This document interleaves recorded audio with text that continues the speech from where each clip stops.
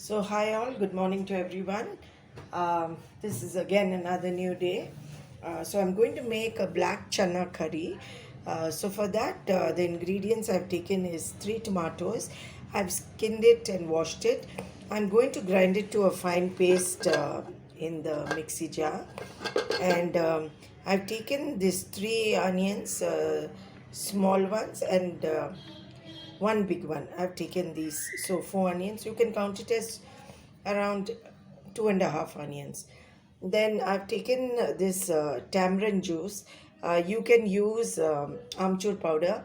uh, we South Indians, we prefer tamarind juice. Amchur powder is very good, but here we like to use our tamarind juice, so you can put about 1 teaspoon of amchur powder. And here I've taken 2 spoons. This is dhania powder, 2 spoons of dhania powder, half a teaspoon of haldi powder, 1 teaspoon of samba powder, and half a teaspoon of jeera powder. Okay, I'll repeat it for you. This is 1 teaspoon of samba powder, half a teaspoon of jeera powder, 2 teaspoons of dhania powder, and half a teaspoon of haldi. In this, I have one small bay leaf,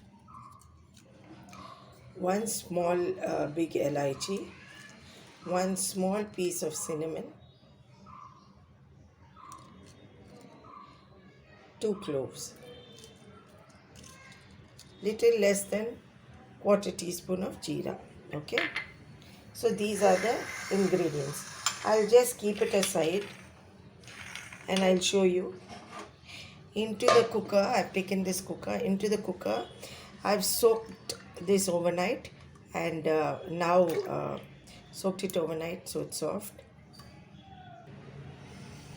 So I've taken about 150 grams of chana, and I washed it and soaked it overnight, and now I put it into this cooker, and I give it about 5 whistles, because I like it very soft.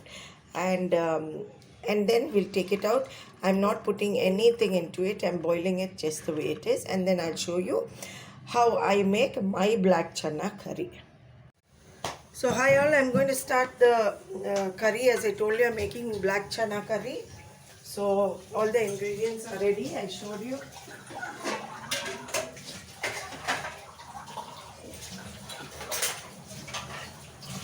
So I showed you all the ingredients. So on the stove, I put on a pot, and into this pot I am putting about 5 tablespoons of oil.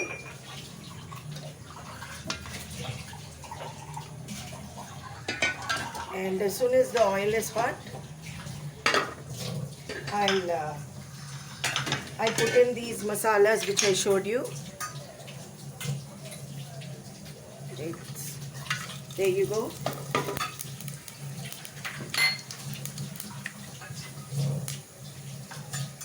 As soon as this splatters, I'll put in the chopped onions.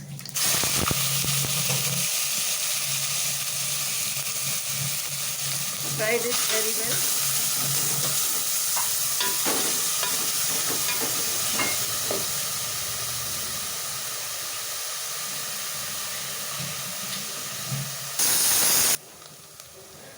See, now that the onions are fried the way we want it, it's half brown. Into this, the regular 1 teaspoon of ginger garlic paste. Fry that very well.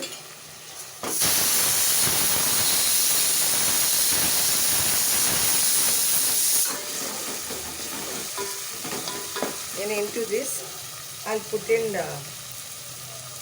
salt to taste.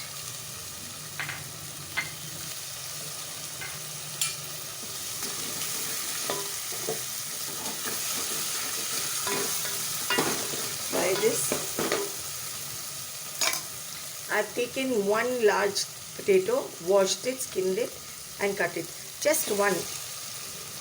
Actually, we should use brinjals and potatoes in this. I'm not using brinjals. I don't have the brinjals also, and cautiously not using it because it's very hot now and brinjals are really heaty. So I'm not using the brinjals. And into this, I'll put in the coriander powder and haldi powder together. Stir it well.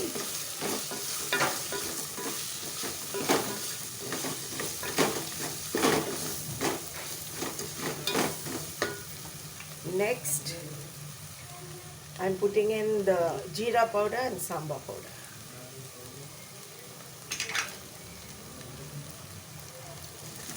Stir this too very well. Let it fry for a few minutes. Into this, a little bit of curry leaves. As you know, we use curry leaves in anything. As that is frying, the ground tomato, stir it well.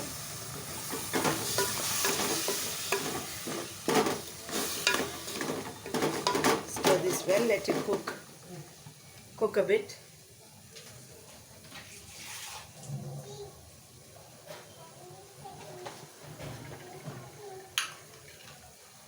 And into the mixie that we ground the tomato, as I told you, 1 cup of water, and I shook it up and took all that masala out. And now in this, we'll let this fry a bit nicely in the masala. Let the potato fry nicely, and then I'll tell you what to do. And now this masala is frying very well. I've shifted this masala to the cooker because the potatoes have to cook.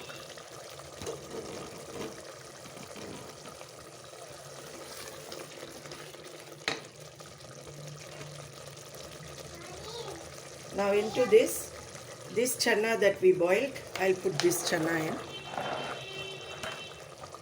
Stir it very well.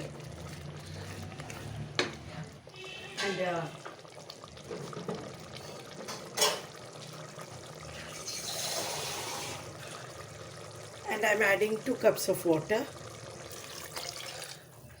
You can add how much you want. And I've not yet put the tamarind juice which I showed you, because if I put the tamarind juice now, the potatoes and all will not cook. So I will give it 2 whistles, and then I will put lastly, I'll put the tamarind juice. So at this stage, I will cover the cooker and let it whistle twice. And here your chana and potato curry is ready. See, you can make it however thick you want. I've kept it to this consistency, and now I will add the tamarind juice that we took. You can add how much you want. You don't have to add the whole bowl. So I'm just adding about this spoon, about 2 spoons. If you want it very khatta, you can add more. If you want it medium, you can leave it as how much I've added. And now I'll put it back on the stove and let it bubble for about 5 minutes. So hi all, this is my excuse me, chana curry. I hope all of you will like it, and hope all of you will try it at home. Please try it, and you can make it for your lunch with rice, with roti. It is really very tasty. Try it at home. Thank you everyone for supporting me and subscribing to me. God bless all of you, and stick with me. Thank you so much. Lots of love. So hi all, this is how I'm going to eat my chana curry. I'm going to eat my chana curry with rice and roti, and I'm going to eat it with some bhaji. So hope all of you will enjoy, and I hope all of you will eat it just the way I'm going to eat. Take care.